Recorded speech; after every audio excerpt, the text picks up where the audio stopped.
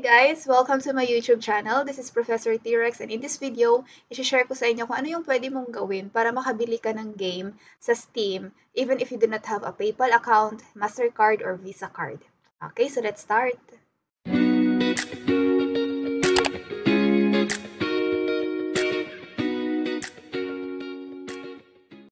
Ayan, so ito yung aking Steam account. And dito, you can search games that you want to play, of course. So, kagabi, bumili ako ng Bunny Park. Ayan. Naging interesado kasi ako dahil sa Bunny Park na yung sa NFT, no? So, ito yung kanilang inspiration.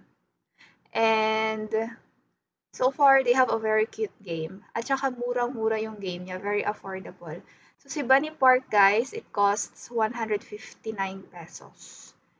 Ayan. So, paano ka ba makakabili dito? So, let's try, no? Ayan, mag-buy tayo ng Bunny Park. Mag-add to cart.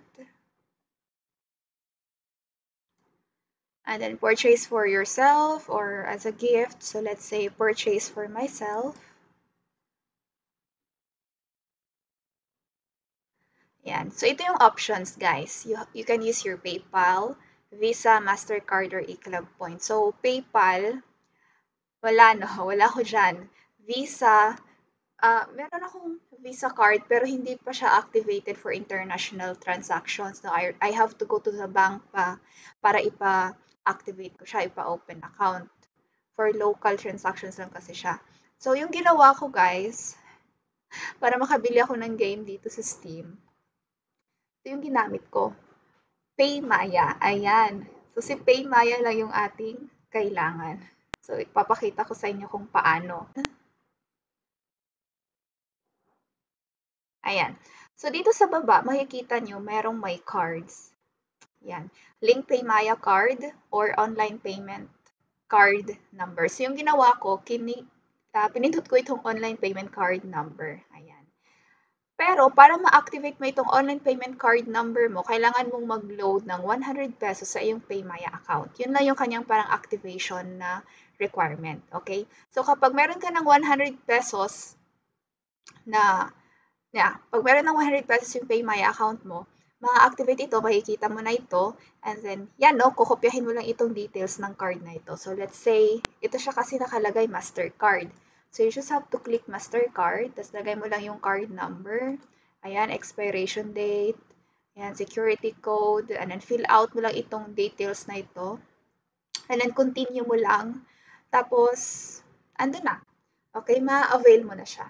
So, yun lang yung kailangan mong gawin. Yun lang yung pinakamadaling gawin, no, para makabili ka ng any game dito sa Steam. And of course, you have to make sure that your PayMaya account has enough balance. Okay, para hindi siya mag-insufficient balance. Ganun lang guys, very easy, very fast yung kanyang transaction, and then automatic after mong mag-avail ng game nila, after mong magbayad, may mag-i-email sa iyong email address and then doon mo makikita yung downloadable version, no, or yung downloadable file ng binili mong game. And then download mo na lang sa computer mo, and then install the application, and then you can now enjoy the game. So, ito yung game na binili ko. I-share ko na lang din sa inyo. Ayan guys, so ito yung game na nabili ko, the Bunny Park. And as you can observe, it's very messy. And my task here will be to clean up the park. So, I just have to arrange everything, no? Tapos, tanggalin yung logs, yung rocks over there. And then, another mission ko guys is to look for that 23 missing pa na bunnies. I already have 2 bunnies in my park now. So 23 bunnies pa yung kailangan kong hanapin. So what I have to do is to expand my area. And you can expand your area by, of course, buying using the coins. So meron akong 555 coins.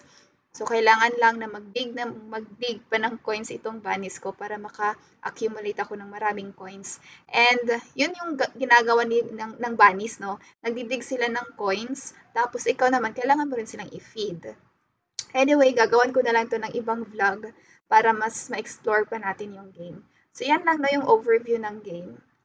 So, sana guys, nakatulong yung aking video, no, kung paano ka makabili ng laro or games sa Steam even if you do not have a credit card, PayPal account, and the e-club points ba yun siya.